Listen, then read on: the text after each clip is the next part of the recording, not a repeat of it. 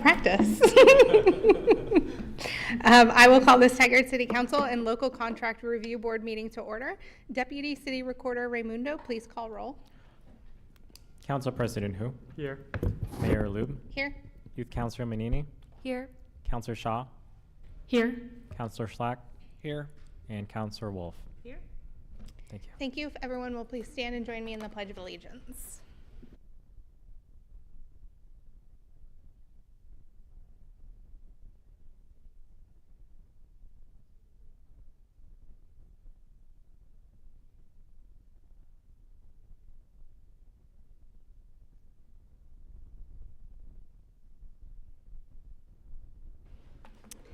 Thank you, everyone. City teammates or City Council, any non-agenda items this evening?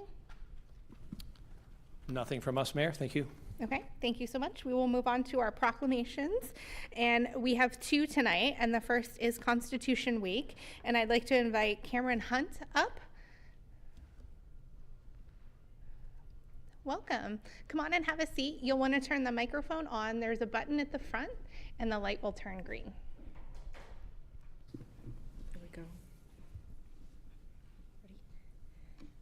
Honorable Mayor and City Councilors, good evening. My name is Cameron Hunt. The celebration of the Constitution was started by the Daughters of the American Revolution in 1955. The Daughters of the American Revolution asked Congress to set aside September 17th through the 23rd every year to observe Constitution Week. The resolution was later approved by the U.S. Congress and signed into public law on August 2nd, 1956 by President Dwight Eisenhower. Constitution Week is celebrated each year to observe its history, importance, and to bring attention to how important it still is today. The Constitution stands as a tribute to the determination of Americans throughout history to maintain their liberties, freedoms, and inalienable rights. Constitution Week is a great time to learn more about this important document and to celebrate the freedoms it has given us. The Constitution was signed in Philadelphia, Pennsylvania on September 17, 1787. I am proud to say that I am a distant cousin to three signers, George Washington, James Madison, and Benjamin Franklin. I am a member of the Children of the American Revolution and the Oregon Mayflower Society. Thank you for approving this proclamation. Thank you so much for being here tonight. I have a proclamation for you. Would you like to get a picture looking at the parents? Yep, okay.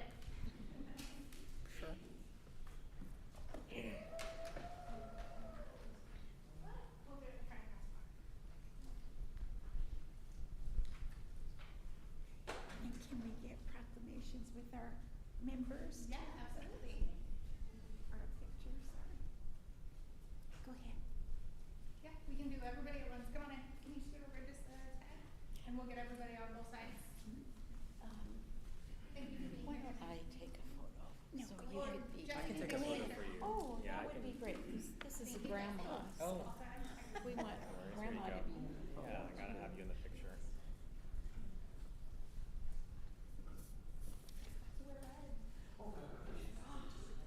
Missed opportunity. I think you look great.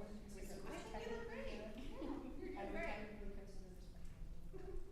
Oh, sorry. 1, 2, 3. Okay. Let me just remove this chair. 1, 2, 3. And then one more.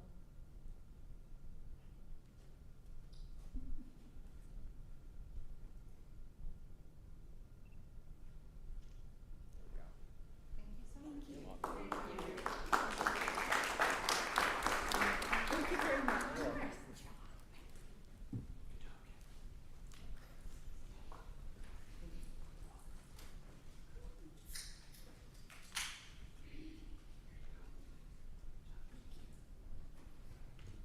Thank you so much for being here. It's not always easy to come up in front of council, and you did great. We are also proclaiming September 16th through 20th, Adult Education and Family Literacy Week. I think reading is an incredibly important skill that not everybody has, and to encourage those to be adult learners. There's lots of wonderful programs out there. And so, yeah, we're celebrating that September 16th through 20th. We will now move on to public comment. Those wishing to call in, please do so now to get into the queue. The phone number is 503-966-4101, and those wanting to comment by video should log in now too. We have follow-up to previous public comment with City Manager Reimer. Well, thank you, Mayor. We had 15 written comments on August 13th, 14 about safe lots, and one about sewer rates, and we have followed up with each of those individuals. We also had one in-person commenter talking about Tiger Music Fest and our city event spaces. We did follow up with him as well. I also wanted to follow up with all of you as well as the public on some of the processes that we have. So there's a question about if our public spaces, our parks, our plazas, Universal Plaza, our fields are open for both public and private use and private events. Yes, they are. We have a well-defined process online that we ask people to follow to really understand that process when it's a private use.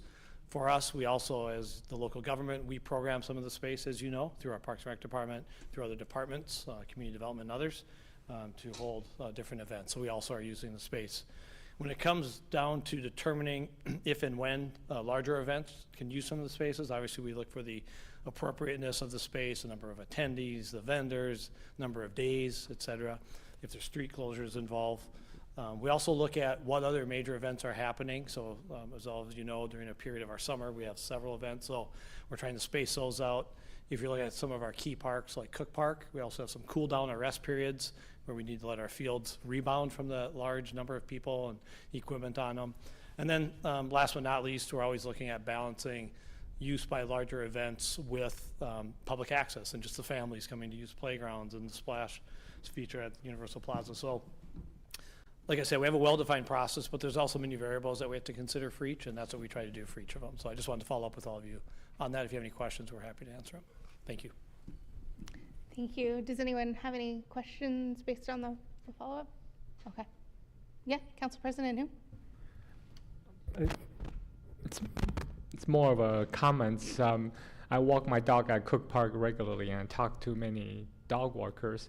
And while we appreciate those events like Balloon Festival, but we also really appreciate the quiet time where we can just enjoy our time with our dogs without this bunch of people around. So I really appreciate the city's balanced approach to figure out, not always schedule Cook Park with events all the time, because some of us, I think actually a lot of us would rather have some quiet time to enjoy our park once in a while. So thank you. Thank you. And there's a quiet time at Cook Family Park is still probably 1,000 people there, it feels like, doing something. I was going to say, you must not be going to the new playground, because I have yet to see that quiet. But I understand what you're saying. I think people wanting to actually enjoy the park too, as a park, is understandable. So thank you for the additional information. As far as written comments, we didn't actually receive any in writing, but we did receive a voicemail by yesterday at noon, and that is from Paul Nelson regarding concerns about the noise ordinance and construction exemptions. Deputy City Recorder Raymundo, has anyone signed up in person? Not at this time, Mayor. Okay, thank you. Mr. Vang, are there any phone callers in the queue or anyone wishing to comment by video this evening?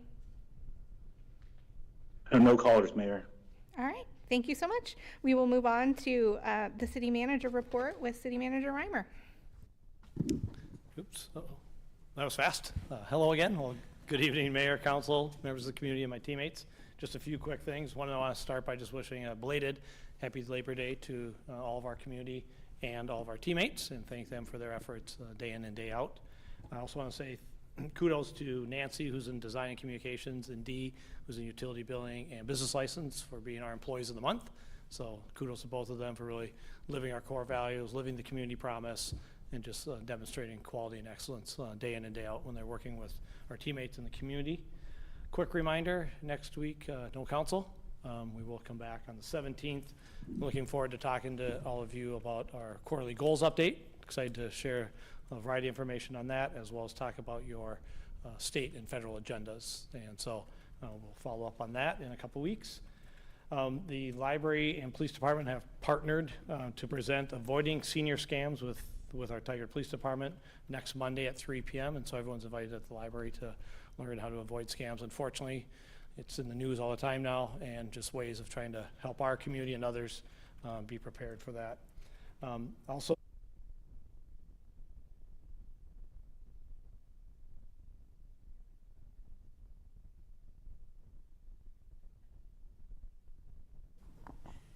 number 2.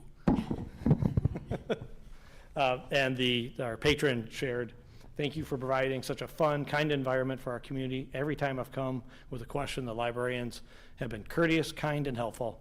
I also love the fun polls upstairs. Blessings to you all. So just kudos to our library as we share, seems like almost every week, just the great things happen there day in and day out as well. So thanks to them and all of our teammates. And that concludes my remarks. Thanks.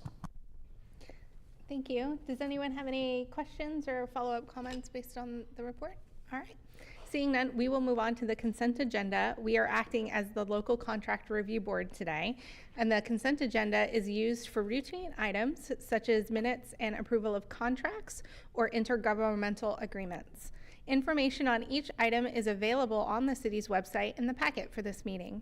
Items may be enacted in one motion without separate discussion, and council members may request that an item be removed by motion for discussion and separate action.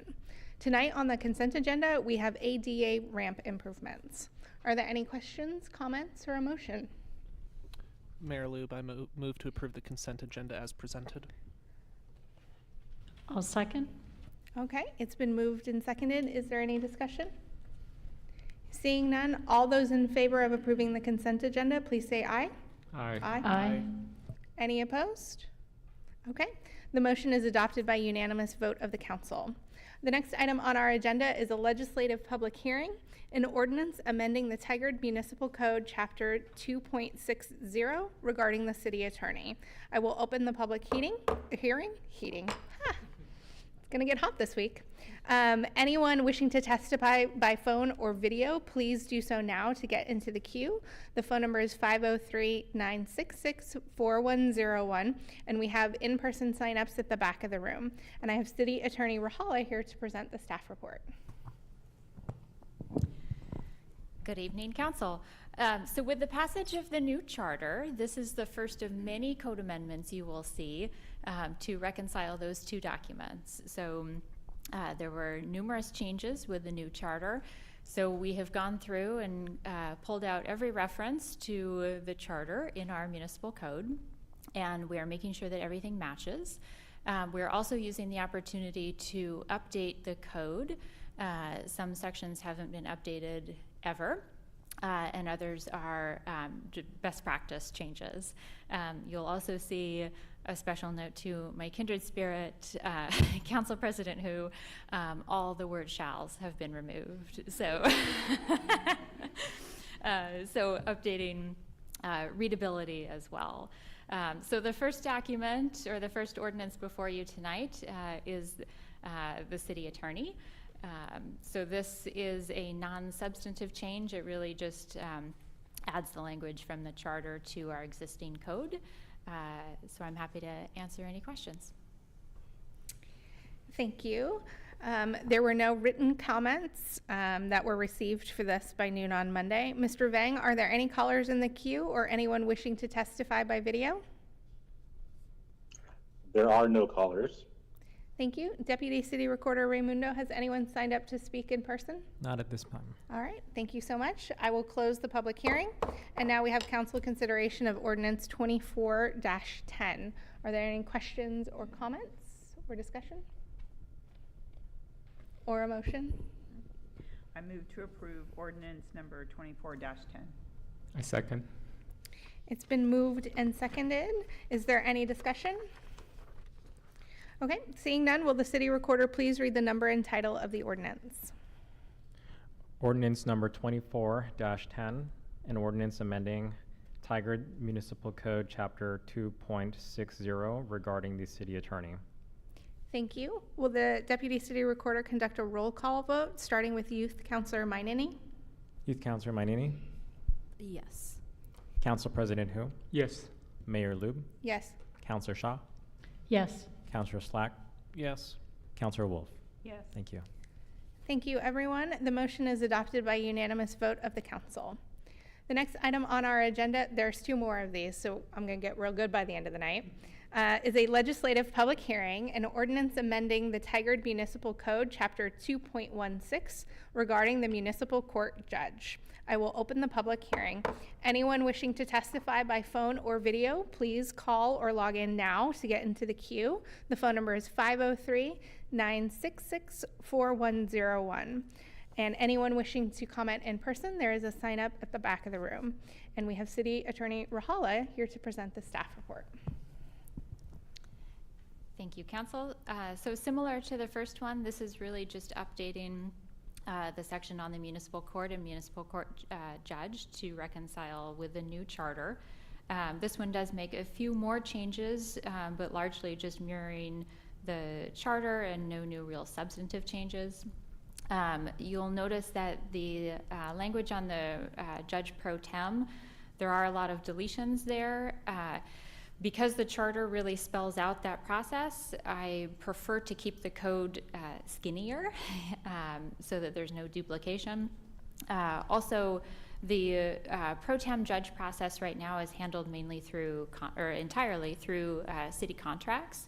And so the process is really more of a contract process in terms of appointment removal as opposed to an employment process like the code spells out. So should that change in the future, we can update the code, but right now removal is handled as a contract termination as opposed to an employment action. So just fitting this more with current practice and again reconciling with the charter. I'm happy to answer any questions. Thank you. There were no written comments received by noon on Monday. Mr. Vang, are there any callers in the queue or anyone wishing to testify by video on this item? No callers, Mayor. Thank you. Deputy City Recorder Raimundo, has anyone signed up in person? Not at this time, Mayor. All right, thank you so much. I will close the public hearing, and now we have council consideration of ordinance 24-11. Are there any questions or comments based on the presentation of the ordinance? Mayor Lube, I move to approve ordinance number 24-11. I'll second. Thank you. It's been moved and seconded. Is there any discussion? Seeing none, will the Deputy City Recorder please read the number and title of the ordinance? Ordinance number 24-11, an ordinance amending Tigard Municipal Code, Chapter 2.16, regarding the municipal court judge. Thank you. Will the Deputy City Recorder conduct a roll call vote, starting with Youth Councilor Mainini? Youth Councilor Mainini? Yes. Council President Hu? Yes. Mayor Lube? Yes. Councilor Shaw? Yes. Councilor Schlack? Yes. And Councilor Wolf? Yes. Thank you. Thank you, everyone. The motion is adopted by unanimous vote of the council. The next item on our agenda is our third and final legislative public hearing of the night. It's an ordinance amending the Tigard Municipal Code, Chapter 2.64, regarding the Town Center Development Agency. I will open the public hearing. Anyone wishing to testify by phone or video, please do so now to get in the queue. The phone number is 503-966-4101. And we have City Attorney Rahala to present the staff report. Thank you. So I should mention, this is the first batch, but there will be many more to follow as the departments start trickling in. So this is your first round for tonight, but you will continue to see these throughout the coming months. So the last item tonight is the Town Center Development Agency. The main change that the charter made was to remove the voter requirement for amendments or new plans. So you'll see in the limitation of actions in 2.64.050, there is no longer a voter approval. That is now governed by a state statute, which does not require voter approval for those actions. The other deletion is the rules of procedure. One of the other changes that the charter made is to require that the City Council adopt ground rules governing its conduct. So the ground rules will govern council in all of its forms, whether it's acting as City Council, TCDA, the Local Contract Review Board, Budget Committee, all of the different platforms that council takes will all be governed by the rules of procedure that are now required by the charter. So instead of having that separate language called out here, that will be adopted in your ground rules, and we'll just make clear in the ground rules that The ground rules govern council at all times, no matter what hat you're wearing. So those are the main substantive changes, and I'm happy to answer any questions.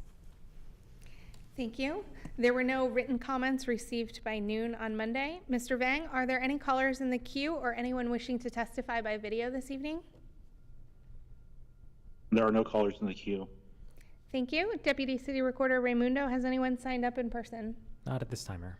All right, thank you so much. I will close the public hearing. And now we have council consideration of ordinance number 24-12. Questions, comments? Yes, Council President Hu. Thank you, Mayor, and thank you, City Attorney Ragla, for this detailed explanation on why the rule procedures were removed. I was a little concerned. So I think I would just suggest that when we adopt our ground rule next year, we will make it explicit that it applies to city council members, no matter which role they play, whether that's the board member or budget committee member. So I think that will just that will make sense for me. And also, thank you for getting rid of the shell, and and I hope that's a good start for all the rest of the code amendment. So with that, I would like to move to approve ordinance number 24-12. I'll second. It's been moved and seconded. Is there any discussion? Seeing none, will the city recorder please read the number and title of the ordinance? Ordinance number 24-12, an ordinance amending Tigard Municipal Code, Chapter 2.64 regarding the Town Center Development Agency. Thank you. Will the Deputy City Recorder conduct a roll call vote, starting with Youth Councilor Mainini? Youth Councilor Mainini? Yes. Council President Hu? Yes. Mayor Lube? Yes. Councilor Shaw? Yes. Councilor Schlack? Yes. And Councilor Wolf? Yes. Thank you. Thank you, everyone. The motion is adopted by unanimous vote of the council. The next item on our agenda is an update on the heat pump cash-in program, and we have Economic Development Specialist Escalara to present on the item. Welcome. Come on up. And anyone else who wants to join her, we're friendly here.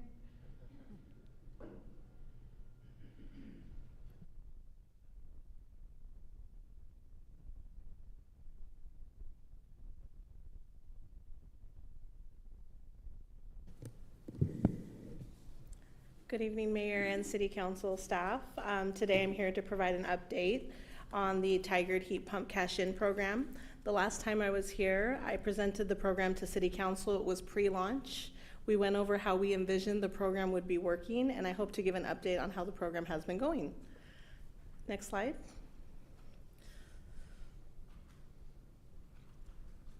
So heat pumps are the most energy efficient alternative to air conditioners and furnaces. They work by moving heat where you want it, outside in the summer and inside in the winter. Because they move heat rather than generate it, heat pumps require much less energy to keep temperatures comfortable. Next slide.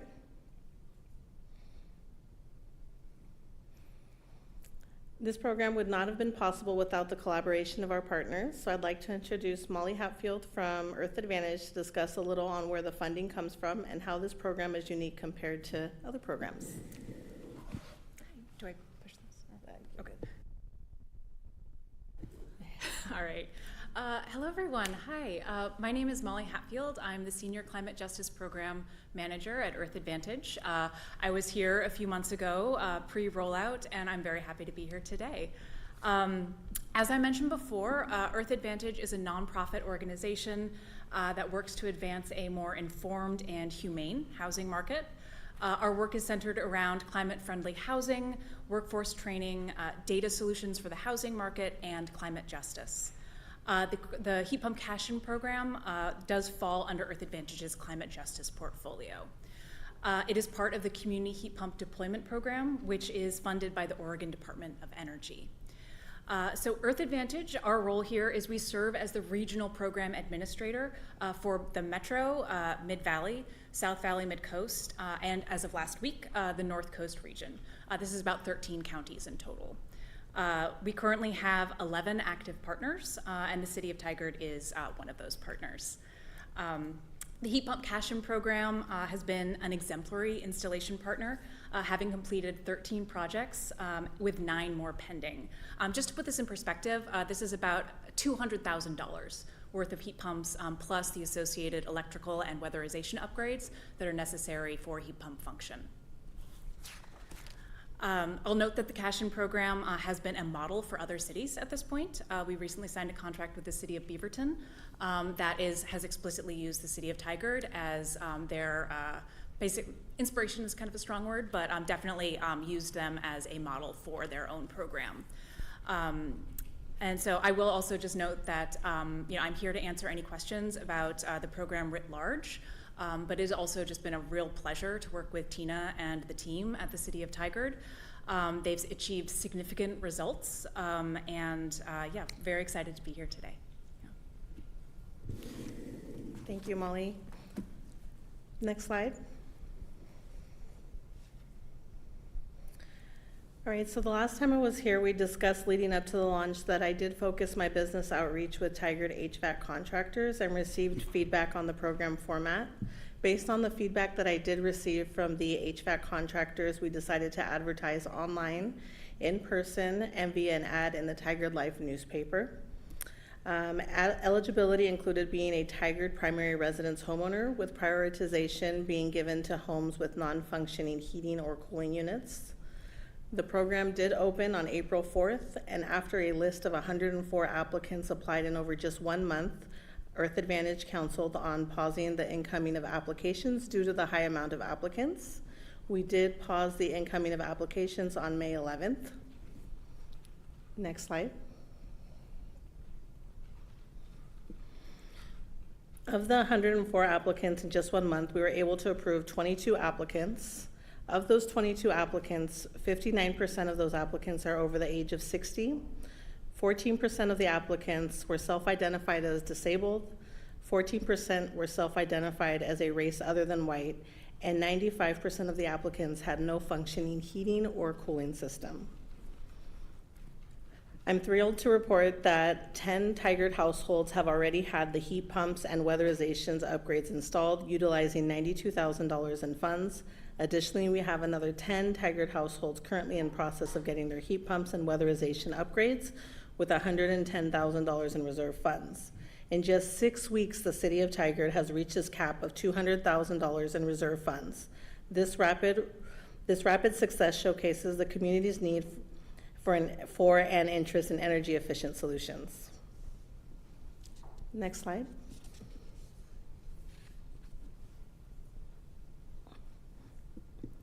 As for the future of the program, we will continue to provide and support and referrals to existing organizations with funding that still has with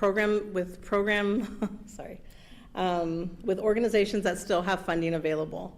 We will maintain our partnership with Earth Advantage and continue to monitor additional funding sources. Legislation has currently not approved additional funding on a state level, but the best way to continue this is to be able to make a call to the governor or to a state representative for additional funding. Next slide.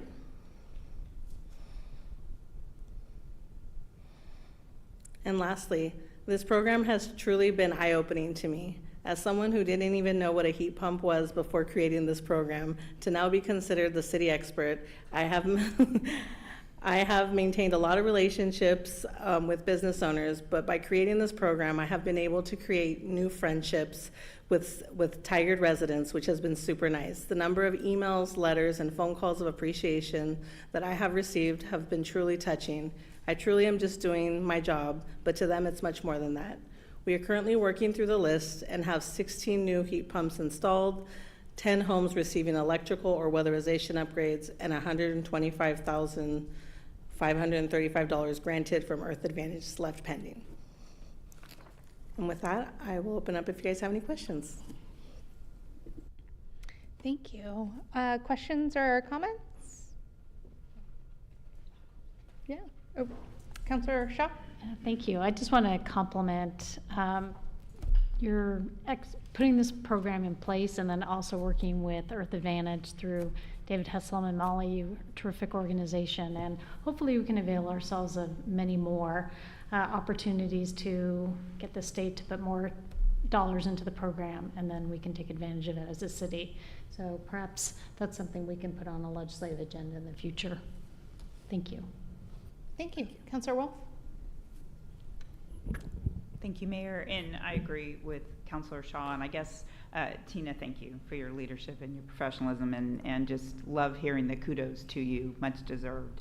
And Molly, thank you for being here tonight. And what I wonder, when you see a problem like this and it flips so quickly and you're already into pause a month later, in your kind of experience with programs that really support community members, definitely advocacy, asking for funding, but is there something more? I mean, I know the list probably headed towards our legislators for needs and, asks for next session will be long and expensive, but this just seems like such a fantastic opportunity for our community members and was quickly, absorbed and used. So just from your perspective, how do we bring this back, expand it? It's really wonderful to hear about something that just seems like the right thing to do for a reasonable cost that impacts our families and our community members. So just kind of wanting to dig in a little bit more, I guess. How do we keep this going? Yeah, well, I mean, I will say that the absolute biggest element is money. It's an amazing program, mostly because all you need to do is, fund it with dollars, and then you have organizations, contractors, the equipment, it's all there, it's all lined up. It's just ready for that trigger, that enabling. So I would say that is by far, in a way, the biggest barrier for programs like these. The other element that does come up, and this is more dependent on location, but the contracting pool. So it's not so much, although I will say that there's a little bit, I think, of a barrier here in Tigard, but in other areas of Oregon, we really aren't seeing the technical expertise that is fully necessary for the installation of these units. So I would say that number one is funding, but number two is increasing the contractor pool.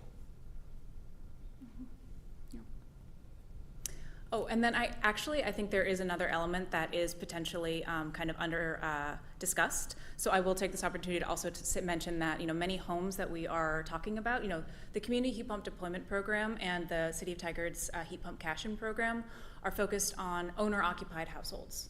And also it focuses on vulnerable communities, many of whom are low income, many of whom are seniors.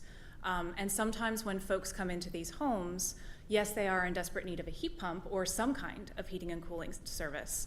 But potentially those homes aren't ready for a heat pump because they need a lot more weatherization work. They need even pre-weatherization work. So there is a separate kind of need for, and this is true in Tigard, this is true in everywhere that I've worked. There is a need for those pre-weatherization and weatherization dollars in order to make a home even heat pump ready. And I will say there are there are funds that are specifically earmarked for weatherization. So if there is a big gap, I would say it's in that pre-weatherization element. And that's things like roof repair, mold remediation, those things where, yes, you can throw a heat pump in there, but the home itself is just not going to make that unit work.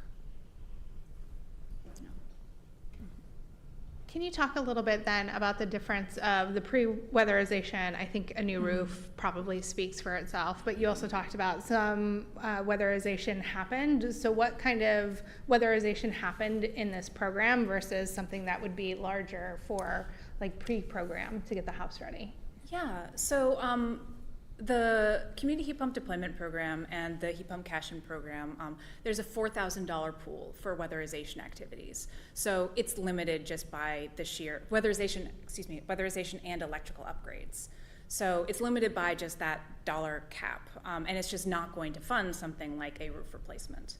But what it will do is things like window and door replacements, things like improving insulation, those kind of smaller elements that are helpful, but again, like many homes aren't even there. This pool of funds also can be dedicated toward electrical upgrades to make sure that the home supports the electricity, the panel, and its full function can support a heat pump. Thank you. That is really helpful. So can you just, Tina, tell us again how many applicants total there were? There was a total of 104. And how many people were approved? How many households were approved? 22. 22. Okay. All right. Those are my questions. Does anybody else have any other questions? Councilor Shaw? Maybe just one clarification. Thank you, Mayor, for those questions. Is it 4,000 per household for the weatherization and electrical, or I see Tina nodding. Yes, Yeah. great, thank you. Council President who? Councillor Shaw, may I have asked my question? So out of those, all those applicants, some will only receive weatherization? Is that, or all of them will get heat pumps? Is that what? Yeah, so they wouldn't be eligible for just weatherization. So they would be eligible for up to $7,000 that would go towards the heat pump. Okay. And then there's an additional $4,000 that would go towards weatherization. But they would have to have a heat pump installed to be able to dip into the weatherization Yeah, funding. Okay. Yeah, and I echo your comment that before I moved to Tiger, I owned a home in Southeast Portland, 1911.